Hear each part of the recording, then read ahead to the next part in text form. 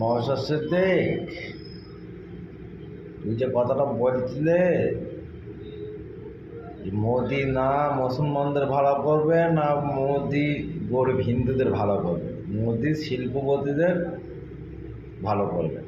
আরে খানকির বাচ্চা, তোরা মুসলমান জাত আছিস বলেই তো শালা কোনোটাই হচ্ছে না, হিন্দুরা মরছে। শালা বেশ্যার ছেলে, এটা কোনই তোর মাথায় আসে না যে খানকির ছেলে তোরা, তোদের মুসলিমের জন্য একটা শালা হিন্দু পরিবার ভালো ভালো থাকতে পারে না, কোনো না কোনো কিছু লেগে থাকবে। আর খানকির ছেলে মোদি তোদের ভালো করবে না।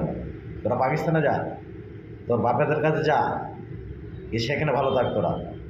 মোদি তোদের ভালো জীবনেও করবে না। আমি দোয়া করি মোদি যেন ভালো তোদের না করে। যারা খানকির ছেলে, নওশাদ সিদ্দিক তুমি একটা বিরাট খানকির ছেলে, বাবাটা বলো না, তোদের গোষ্ঠীটাই খানকির ছেলে। ওই আব্বাস সিদ্দিকও ও আর এক মাদার চোদের বাচ্চা, তবা সিদ্দিক ও আর এক খান কি বেশর ছেলে একদম। আর একটা আছে কাসেম সিদ্দিক, ও আর এক ওর রেন্ড্রির বাচ্চা। সব কটা শালার রেন্ড্রির বাচ্চা।